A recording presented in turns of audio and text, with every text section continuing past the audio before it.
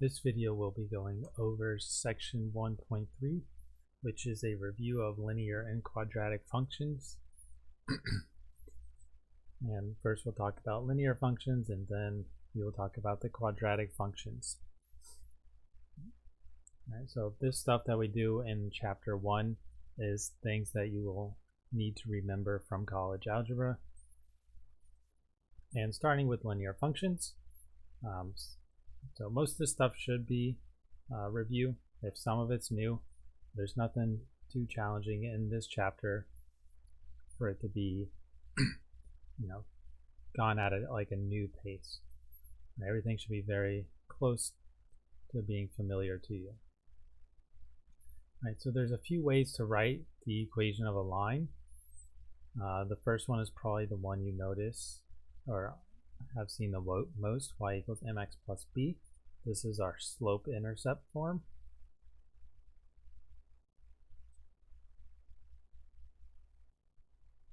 All right, and I'll remind you that this is the one we typically think about being the most simplified when we're talking about a line. Slope-intercept form is the most simplified.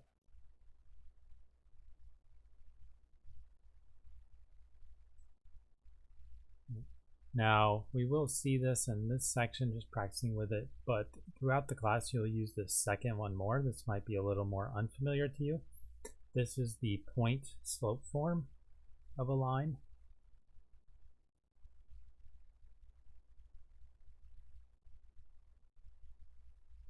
And the equation for that is y minus y1 equals m times x minus x1.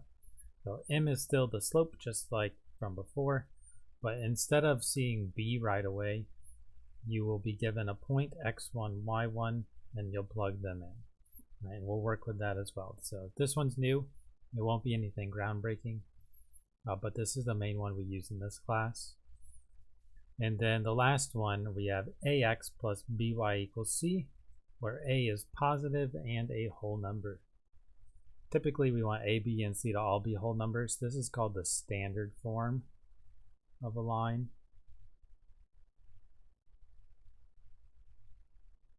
We don't use this one too terribly much, but you will need to know just in case it pops up throughout the class. And really it's just about reading the rules. You have a number times x plus a number times y equals a number, and those numbers are whole numbers.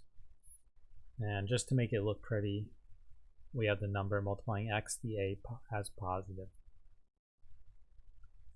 Right? But like I said, this is mainly a review, so we'll just kind of work through things. And if you feel like you need extra practice, the homework has a lot of problems in it, in case it has been a while since you've had college algebra. Alright, so to figure out the equation of a line, well, you must know the slope and either the y-intercept, and you use the first formula, or a point, and that's when you would use the second formula. And like I mentioned before, the simplified one is considered the slope-intercept form. So when we use the second one, we will simplify it to the first one with the actual numbers. And so we're just going to work either equations in slope-intercept form, like you see in this first one, or creating the equation of the line. The first one says, find the slope and y-intercept of the graph of the equation y equals 3/5 x minus 2.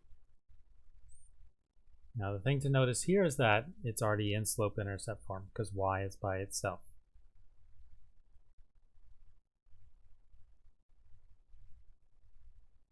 And because of that, you can directly read off the slope and the y-intercept. The slope is the number multiplying x, so this is our slope. It's 3/5. And the y-intercept, don't forget the minus sign here because we have a plus in the equation. So the y-intercept is -2. And it kind of goes back and forth in this book as whether they want you to write it as an ordered pair with y-intercepts x is 0. So 0, -2, Or if it just wants the number, we would write -2. Man, it'll tell you in the problem which one to use. Right. So number 2, we do not have the equation of the line already in slope-intercept form, so we're going to have to do a little bit of work. It says find the slope and the x-intercept of the graph, the equation 6x minus y equals 6. And you'll notice this one says x-intercept because slope-intercept form gives us the y-intercept. We'll have to be careful about that. But what you want to do is solve for y.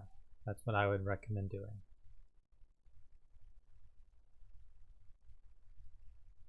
To get the slope at least.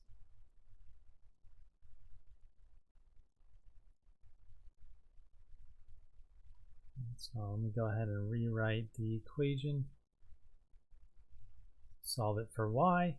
So subtract the 6x from each side. Oops, I did not mean to cross that out. Because those are not like terms. We got -y on the left and -6x plus 6 on the right. Now make sure you get rid of that negative sign. So we could divide everything by -1.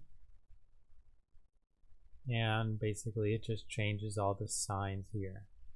So we got y equals negative and negative cancel out. We got 6x minus 6. And now that it's in slope-intercept form, slope-intercept form, we have y by itself. You can easily see the slope. The slope is 6.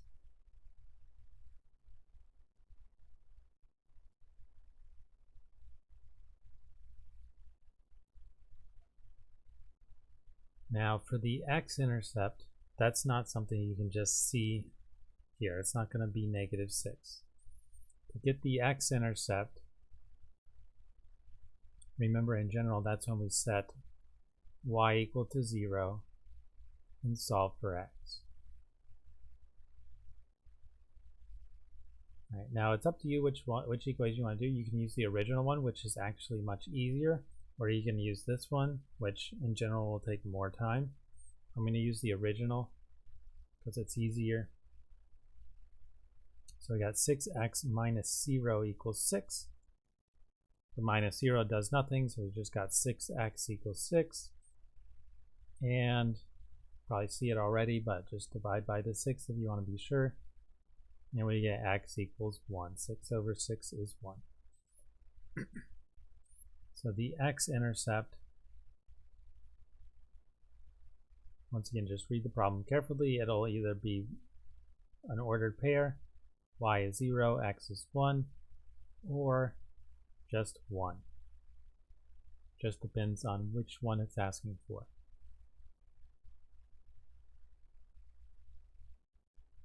We got our slope and our x-intercept as the question asked.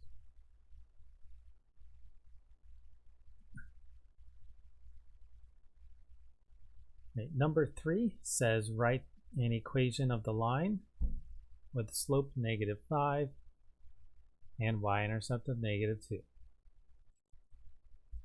So since the slope is -5, we can just go ahead and plug that in, and the y-intercept, we can plug it in as well. We can use slope-intercept form, which is our y equals mx plus b.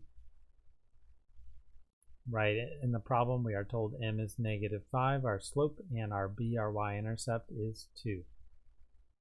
As soon as you plug those in, you are done. So we got y equals -5x plus 2. Remember the equation of a line, the equation of most things, y and x stick around, we plug in everything else.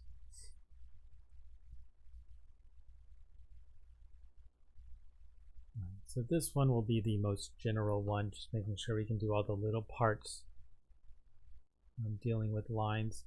It says let 1, 5 and 4, 9 be 2 points. Find the slope of the line that passes through the given point. Okay, so if you don't remember, the slope m is given by the formula y2 minus y1 over x2 minus x1. And if you like to label your points, go ahead and do that. x1 comma y1, x2 comma y2. So go ahead and plug in everything. y2 is 9, y1 is 5, over x2 is 4, minus x1 is 1. And 9 minus 5 is 4, 4 minus 1 is 3. And we can't simplify that fraction any further. So the slope is 4/3. Also remember, the slope is like rise over run.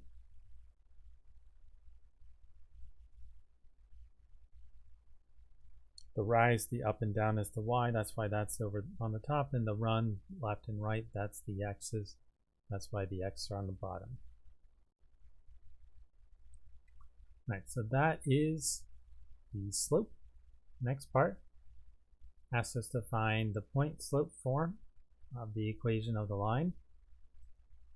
So the point slope form, that is y minus y1 equals m times x minus x1. This is the one you're going to be using most of the time in this class. As far as which point to use for x1, y1, you can use either one. I'll use the one that's already labeled. x1 is 1, y1 is 5, but you can use the other one as well.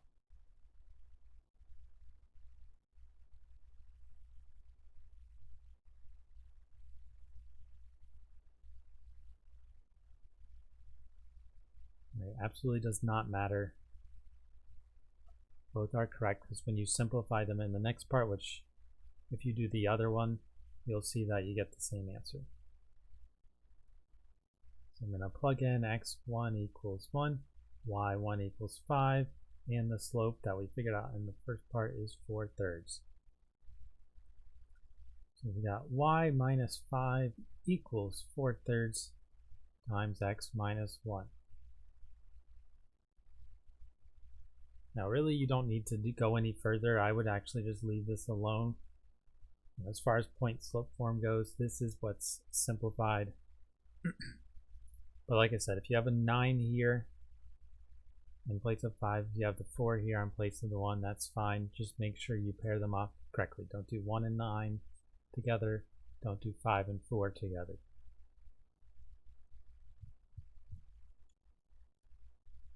Right, now to find the slope-intercept form of this line, all you do is take this equation and solve for y and simplify.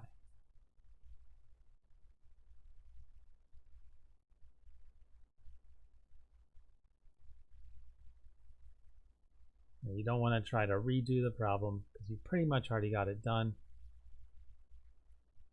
from part B. We got y minus 5 equals 4/3 times x minus 1.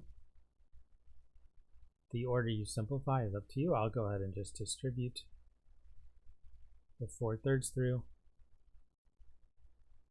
So we got y minus 5 equals 4/3 times x is 4/3 x, minus 4/3 times 1 is 4/3. And then get y by itself. We want to add the 5 to each side. We got y equals 4/3 x minus 4/3 plus 5. Now you need to combine the negative 4/3 and 5. You can do that by getting a common denominator. Multiply the 5 by 3 over 3.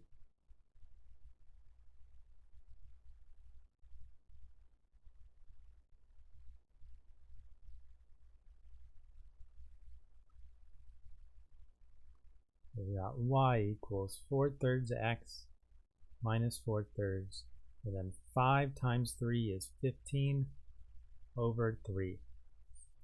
If it helps, you can think about 5 as 5 over 1. That's y. We get 15 over 3. Multiply the tops, multiply the bottoms. Right, but now you can simplify this because we have a common denominator. We've got y equals 4/3 x minus 4 plus 15 is plus 11 over the common denominator of 3.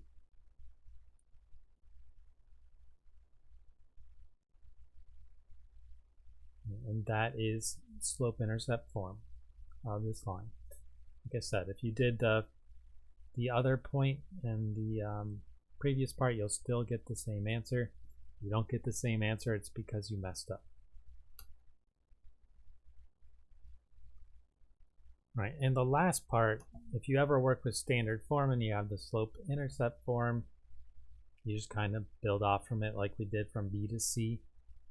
We want to find the standard form, which means we want it to be like AX plus BY equals C. We want A, B, and C as whole numbers.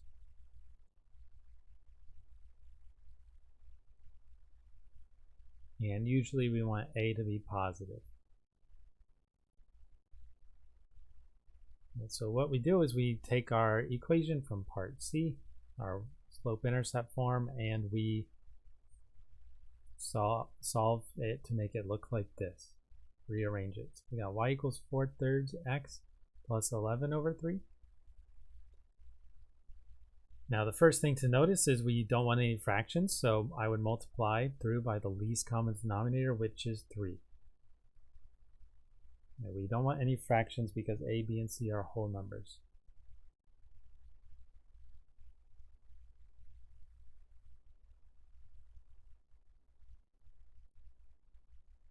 Now you got to do it to both sides of the equation. So we get 3 times y equals 3 times 4/3 x plus 3 times 11/3. Multiply everything by 3. On the left side, there's no fraction, so it's already simplified. On the right side, the 3's cancel, just like that. And we've got 3y equals 4x plus 11. The 3's are gone, so we got 4x here. The 3's are gone here, so we got just 11. Now, we want the x's and y's on one side, so we want to get the 4x to the other side. I'm going to subtract 4x from each side.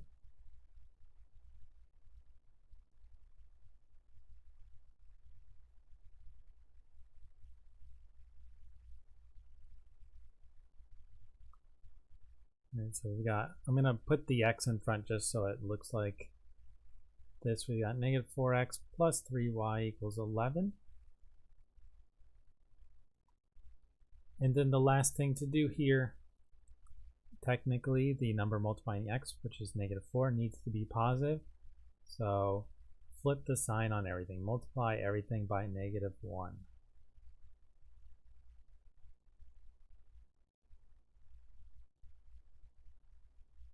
It's the same thing as flipping the sign on everything. So if we multiply by negative 1 on everything, oops, forgot my negative sign. So we multiply negative 1 to the negative 4x, multiply negative 1 to the 3y, and we multiply negative 1 to the 11. Then the negatives cancel out on the 4x, so we've got 4x minus 3y equals negative 11. And that is the standard form of this line. So we won't use this one much, but it might pop up every now and then. Once again, I want to reiterate, you really gotta practice the point slope form. That's what's going to pop up. It's going to be the most used one throughout the class. And also simplifying to slope-intercept form.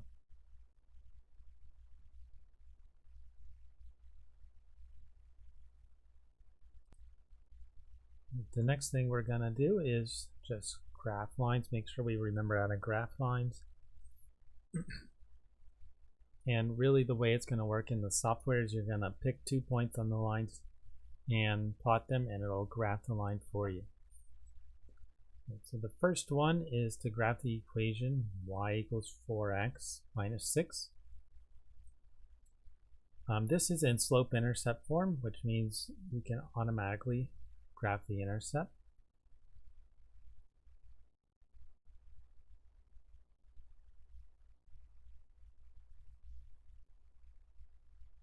And that's and by intercept I mean the y-intercept. So first thing I'm going to do is graph the y-intercept.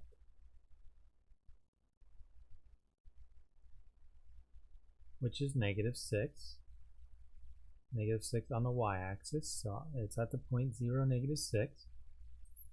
And you're going to need another point to graph. So plug in any value for x that isn't 0, because we don't want the same point. Preferably something close to it, like 1. To get the y value, so we get y equals 4 times 1 minus 6. 4 times 1 is 4, minus 6 is -2. So that gives us another point. X is 1, y is -2.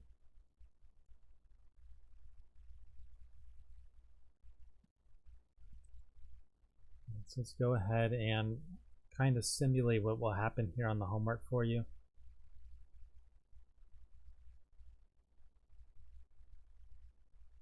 So on the y-axis, we're going to start by plotting -6. So look where -6 is and just click on that point.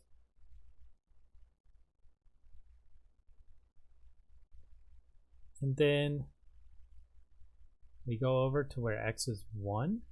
Now we see that the y value should be -2. Somewhere up here.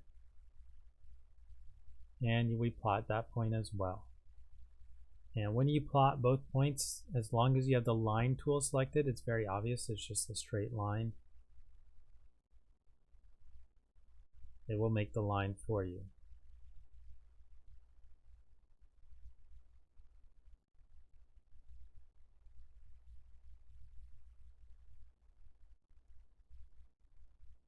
Now, one thing to be careful on is, in general, the graphs only let you plot where whole numbers are. So you don't want to plug in something that will give you a fraction like 1/3. You have to plug in something weird. You couldn't plug in 1/2 for x because then you won't be able to plot where x is 1/2. And then when you have an equation in standard form and you want to graph it, it's easiest to graph the two intercepts.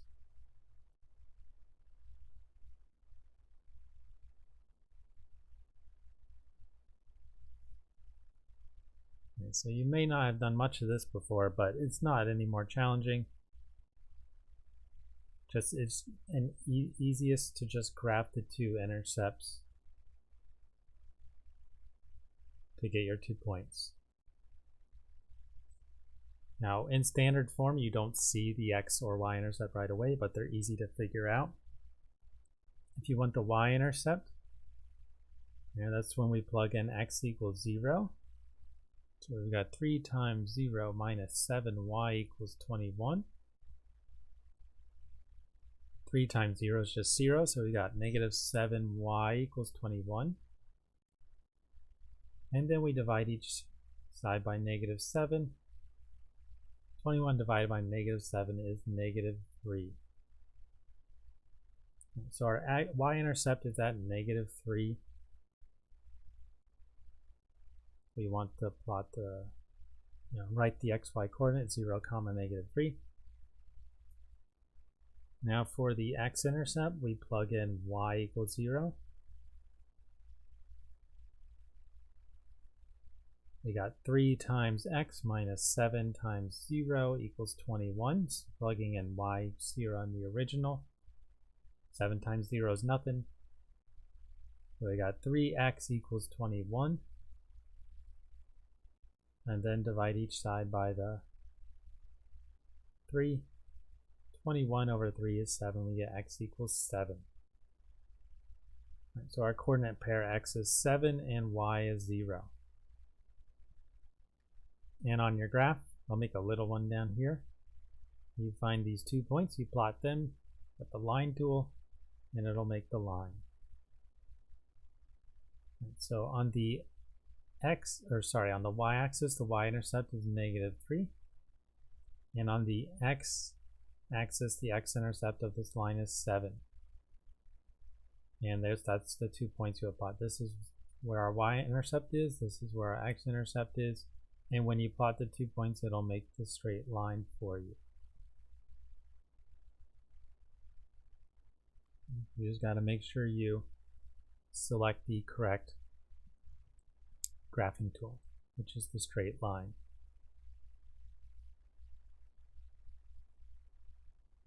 Now the last thing as far as linear equations go is linear inequalities, and these are something you should probably be plenty familiar with too if it's been a while. There's not much going on with linear inequalities. The main thing you have to remember is using the interval notation to write the solution set of the inequality 5x plus 3 is less than -9. Now one thing is, since there's no powers of x, you can just solve for x.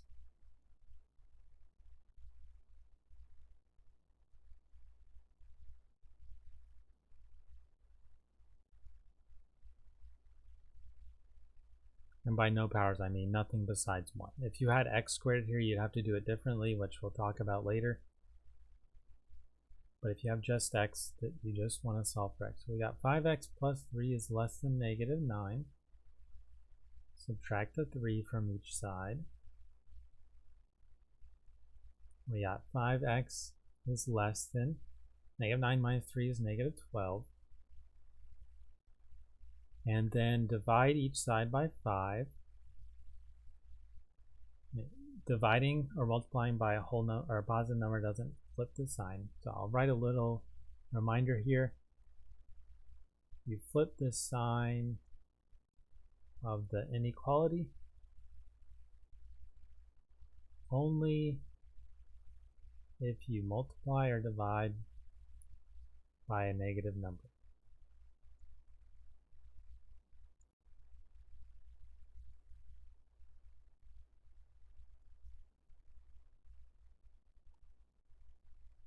Right, so we got x is less than -12 over 5. Now to convert that to interval notation,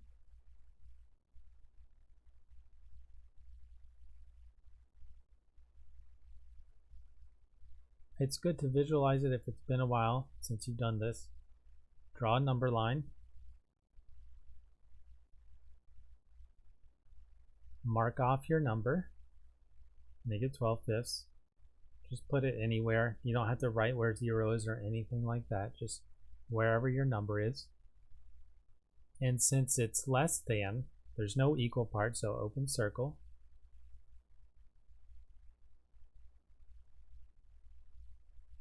And if it's less than, that means it's smaller than it, so it goes to the left.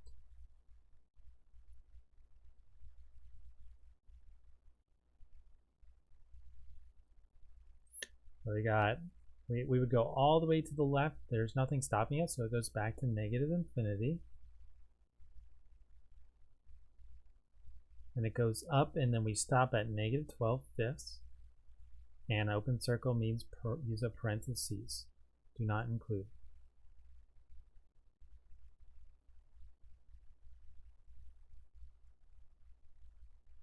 And once again, I'll just write a reminder here. If you have a closed circle, which would mean there's an equal part here, use a bracket.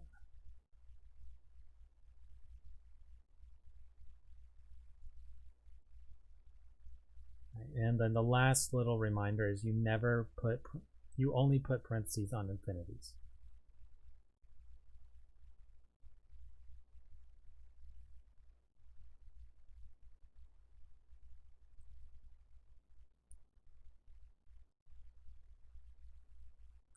Okay, but that is our linear inequalities. Again, it's been a while since you've done integral notation, you'll get plenty of practice of it in this class.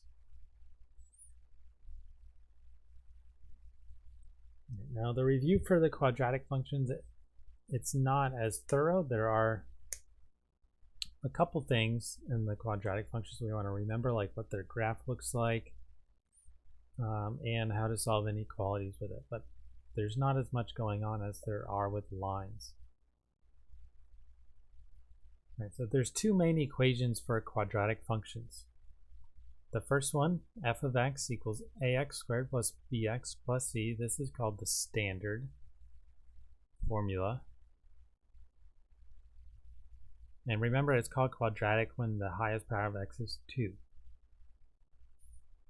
Now the next one might be one you're not familiar with. It says f of x equals a times x minus h in parentheses squared plus k.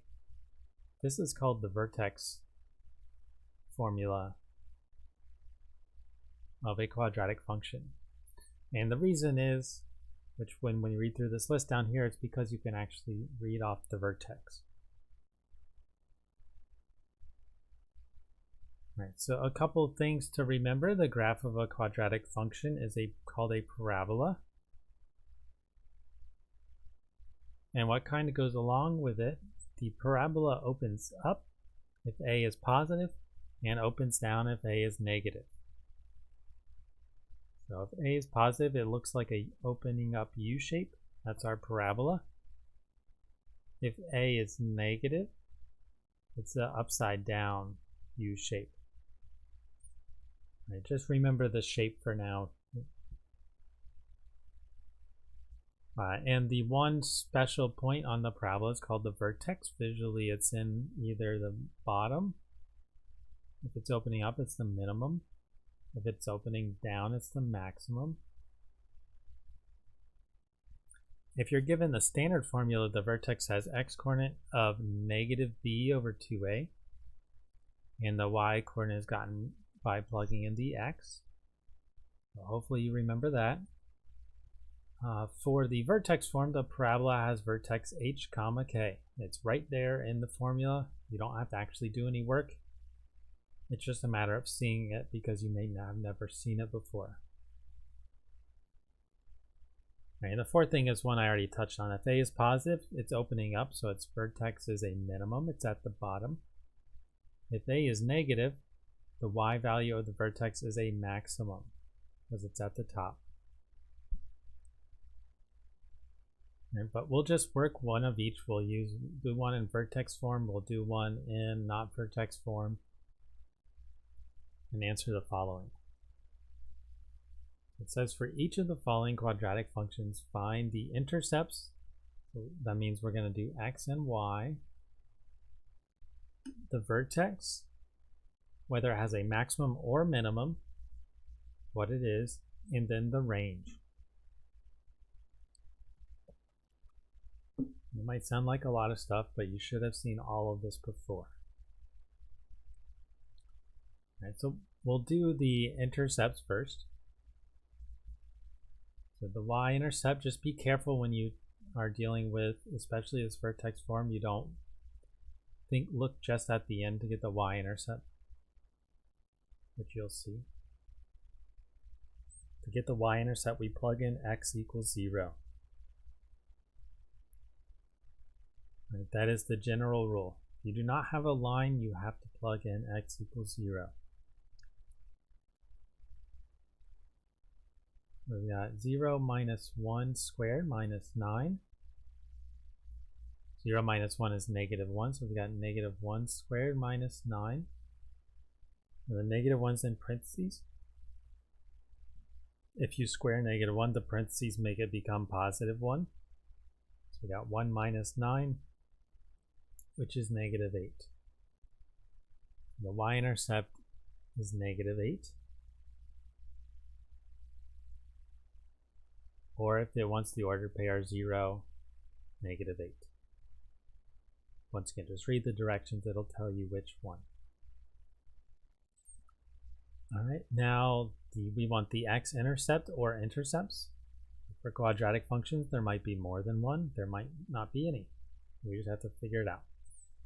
But for x-intercepts, we plug in y equals 0. Right, remember y is like our g of x value here. So we got 0 equals x minus 1 squared minus 9.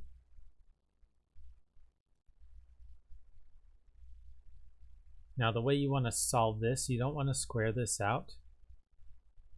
You want to start by adding the 9 to each side. We'll see why after we do it. So we got 9 equals x minus 1 squared. Now the reason we wanted to do it that way is if we do the square root of each side now, we'll have just x minus 1 over here, which makes it easier to solve. So we do the square root of each side to get rid of the squared. The one thing you got to be careful with when you square root, you got to plus or minus one of the sides.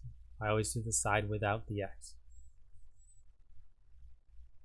All right, so we've got plus or minus the square root of 9, which is 3, equals the squared and square root cancel out. Over here we got x minus 1. Now it's up to you how you do this. You can split it up into two equations, one for the plus 3 and one for the minus 3, and add 1 to each one, which is how I'll do it. Oops, that's not how you spell split.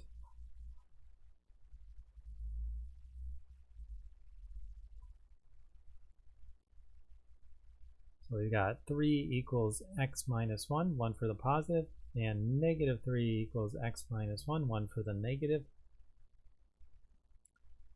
Add 1 to each side. We got x equals 4 for the one on the left. The one on the right, we also add 1 to each side to get x by itself, and we get x equals negative 3 plus 1 is negative 2. So this one we have 2 x-intercepts, which is totally fine. You can have any number of x-intercepts. We got x equals 4 and x equals negative 2. And once again, just look at what it's asking for in the problem. It might just want the x values, or it might want the ordered pairs. 4, 0, and negative 2, 0. They're both x values. They both have the y value of 0 with them.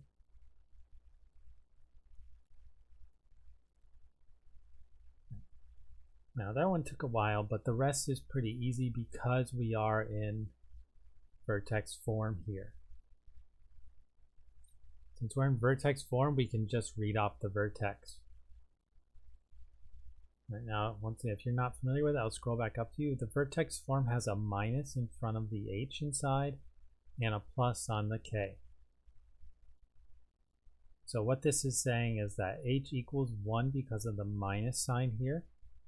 We take the opposite sign. And then k, because of the plus sign, we bring the sign with it. It's negative 9. So our vertex h comma k equals 1 comma negative 9. And that's all there is to the vertex.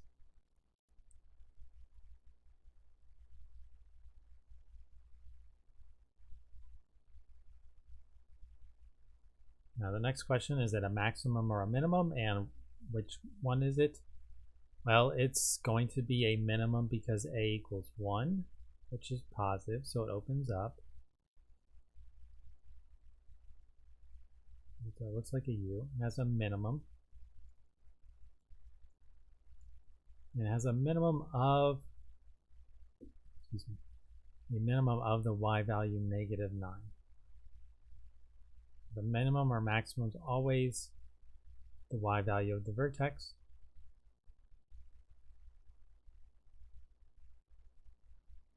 And then finally the last one, what is the range? What are the y values? Well, since it has a minimum of negative 9, that's as low as it goes. So it starts at negative 9.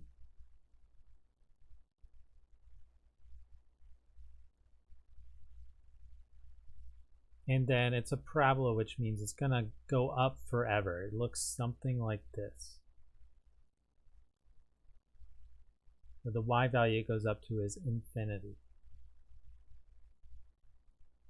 And that is the range. Negative 9 with a bracket because we're including it, up to infinity.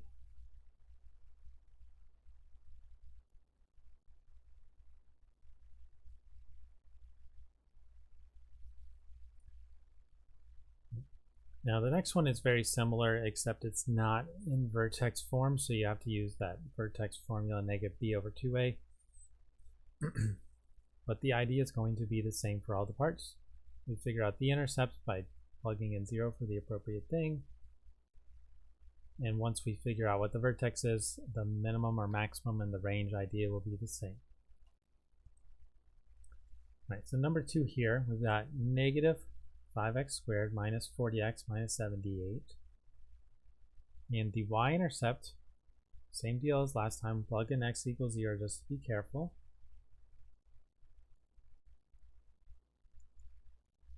When you plug in x equals 0, you get negative 5 times 0 squared minus 40 times 0 minus 78. In this one, since the first two parts do become 0, it's just negative 78 what we see.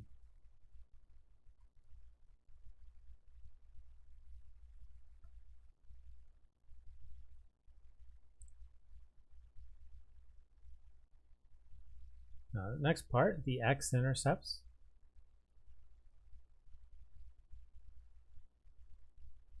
We want to plug in y equals 0, or s of x in this case. We got 0 equals negative 5x squared minus 40x minus 78. Now, it's up to you if you want to try to factor this. I have no idea if it will factor, but you can use the quadratic formula, which is what I'll do here, just give you a good reminder that that's something you can always use.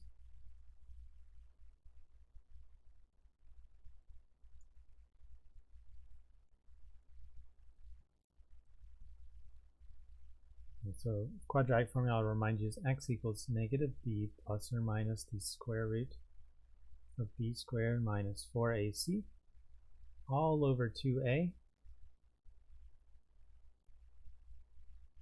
Our a, b, and c are in order. A is negative 5, b is negative 40, c is negative 78. So our b, our negative b rather, would be positive 40 plus or minus the square root b squared, negative 40 squared. Make sure you put in parentheses. Minus 4 times a is negative 5 times c is negative 78. All over 2 times a. 2 times negative 78. All right, so these numbers are so big, what I would do from here is just use the calculator to simplify the inside of the radical. So I'll pull that up.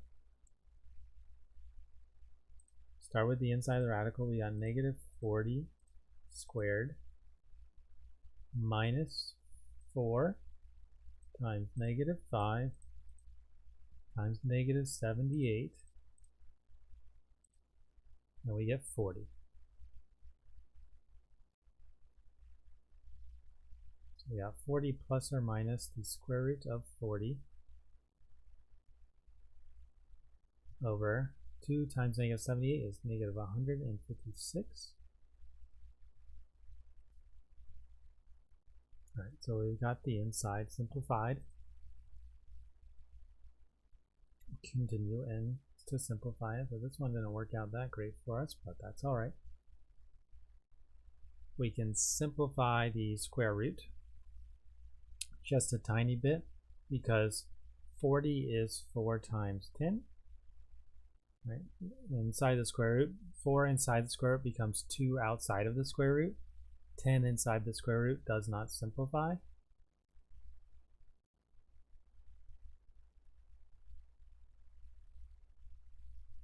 And all we have to do here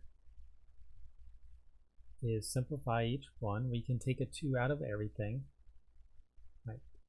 So you can only do that if you can take a 2 out of each part, not inside the square root. That has to be outside the square root. So that becomes 1. That becomes 20. Take a 2 out of 156, we get 78. We got x equals 20 plus or minus the square root of 10 over negative 78. And now we separate into our two separate answers. One with the plus, one with the minus.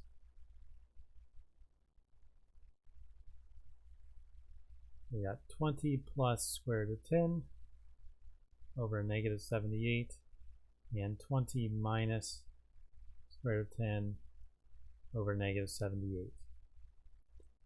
And that doesn't simplify anymore. So those are your x-intercepts. Sometimes it just works out to be extremely messy.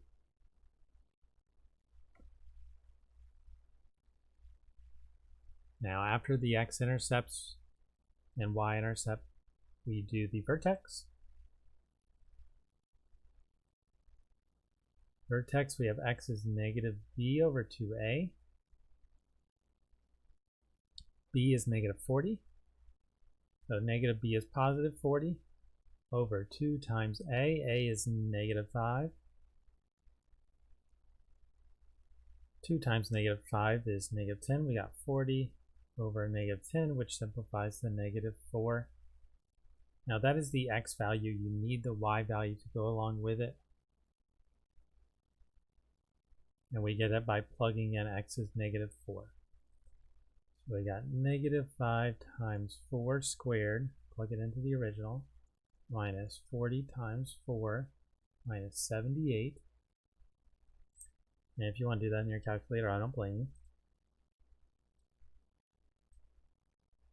We got negative 5 times 4 squared minus 40 times 4 minus 78 equals negative 318. Oh wait, hold on. I forgot my negative. X is negative 4, not positive 4. So we should have negatives right there.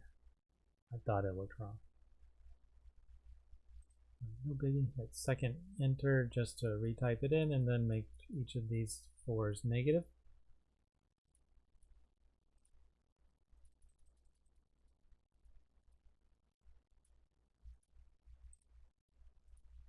And you get 2.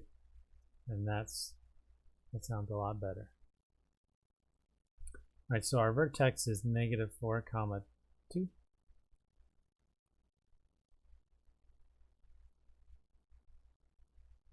Now the question, do we have a maximum or minimum? A is negative, so there is a maximum.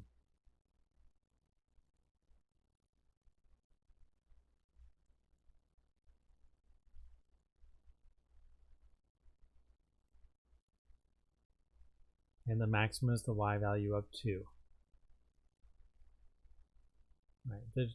Just think about the a is negative, so it's an upside down u opening down. And we can also use that to figure out the range. The range, the y value is it goes down forever. So it starts at negative infinity. And it goes all the way up until the maximum value of 2, which is included.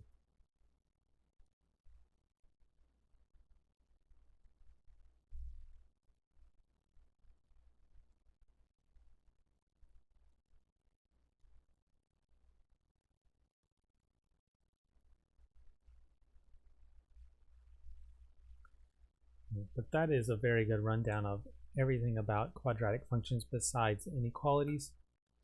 And the inequalities really come from graphing anyway for now. We'll learn a new way later on in the class, but not yet.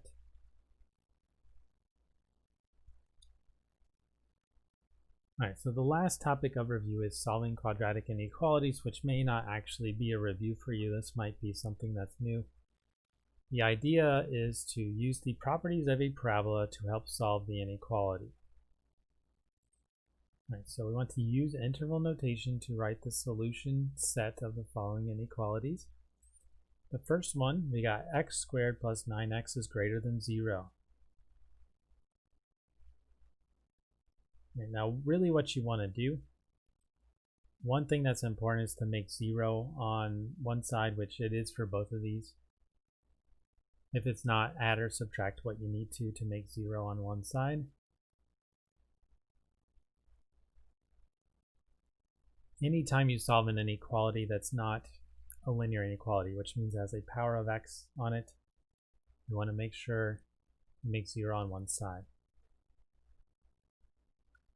All right, the next thing, kind of think about what we're doing here. We want to think about this graph. We want to find the x-intercepts.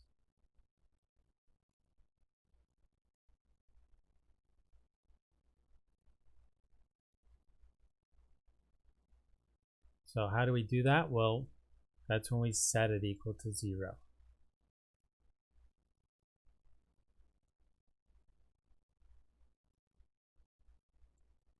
So we got x squared plus 9x equals 0. And then solve this.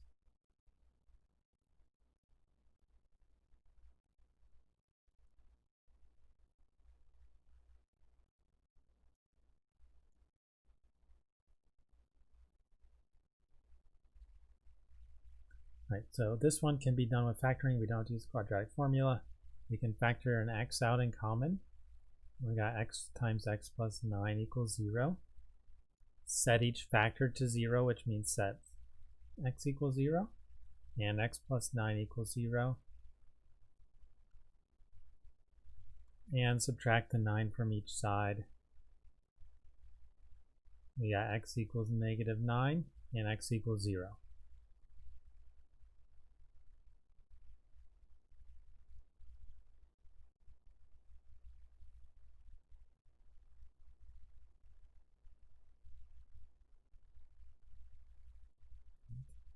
So I'm just going to make a little graph over here to plot that. It helps when you're visualizing it. So we got x equals 0 and x equals negative 9 are the intercepts.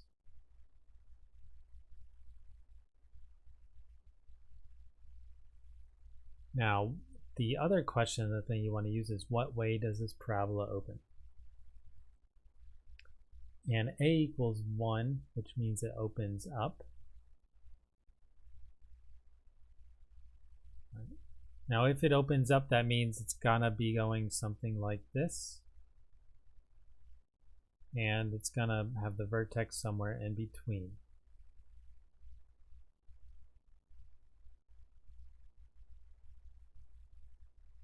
And what the question is asking by being greater than 0 is where is it above the x-axis?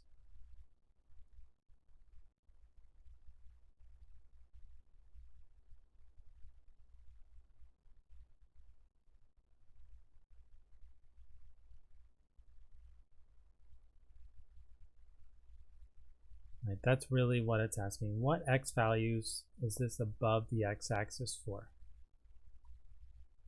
Well, if we're to the left of negative 9, we're above the x-axis. If we're to the right of 0, we're above the x-axis, but not between. Right, this is below.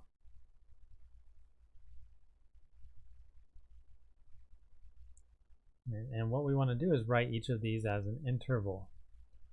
To the left of negative 9 is going to be above forever, so we got negative infinity up to negative 9. Because there's no equal on the inequality, we use a parentheses.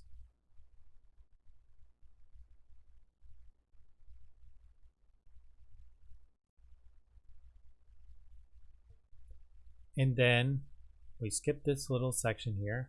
When we have more than one section of an interval, we use a union or a comma.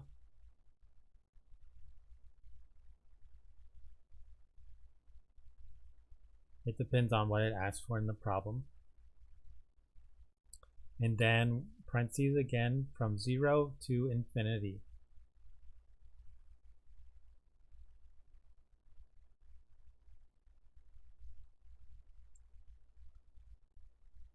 And that is our answer for this inequality. Now we can check this with the graph just so you can see how it makes sense. What we'll do is we'll graph f of x equals x squared plus 9x, and you'll see this picture recreated. Let's go to y equals, type that in, x squared plus 9x. If you had zoom 6, just to make sure you are in the standard window, you get that picture. Show you what we drew. And you can see it has the x-intercepts at negative 9 and 0. It's opening up. And so to the left of -9 and to the right of 0 is where we're above the x-axis.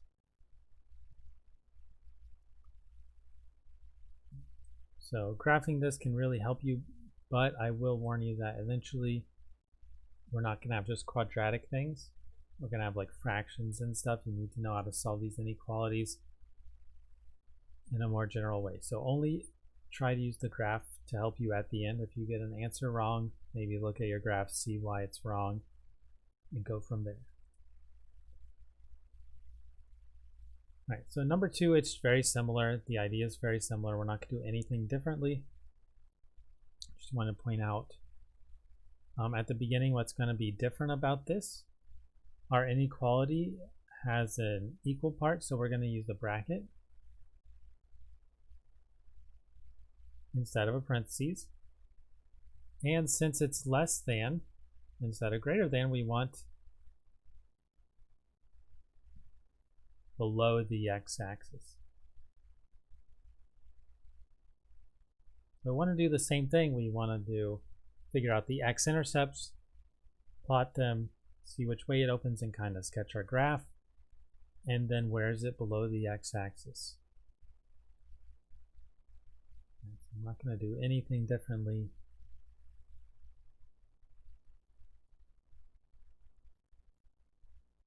So we change our inequality to an equal sign to find the x-intercepts.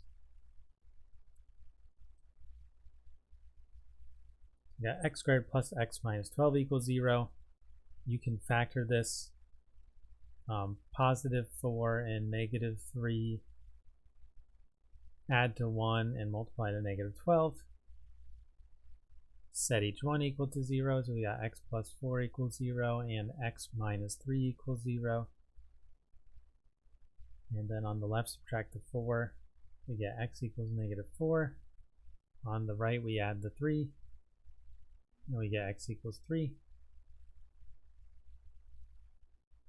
All right, so these are the x-intercepts. We will plot them like before.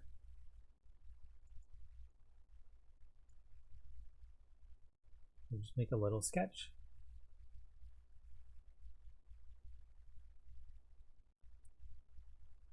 -4 and 3.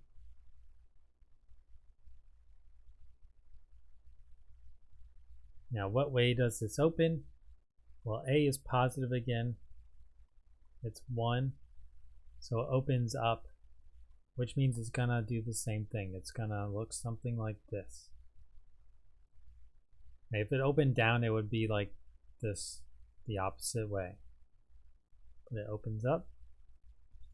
And we want where it's below the x-axis and also to use a bracket. So we want this middle part only.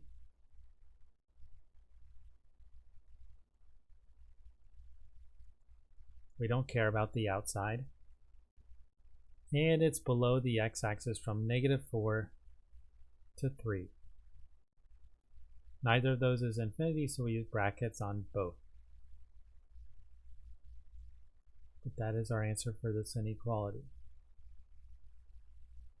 And once again, if you want to graph the thing to check your answer before you plug it into the homework software, that's fine. So we've got x squared minus x plus 12. What is happening?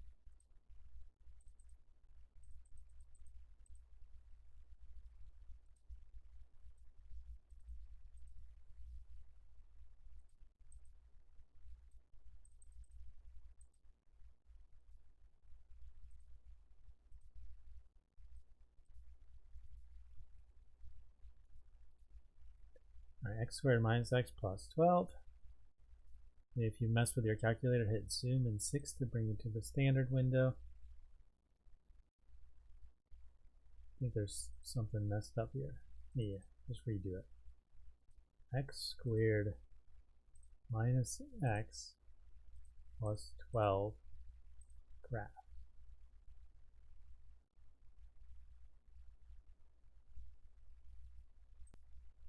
It would help if I typed it in right. It's x squared plus x minus 12. So typing it in wrong, definitely not a good idea. So in 6, you can see our x-intercepts are at -4 and 3. It opens up, and the area below the x-axis is from -4 to 3, just like we wanted. And the brackets, once again, come from the equal part on the inequality. So this is a review of linear and quadratic functions. We will use a lot of this throughout the class. Make sure you are familiar with it.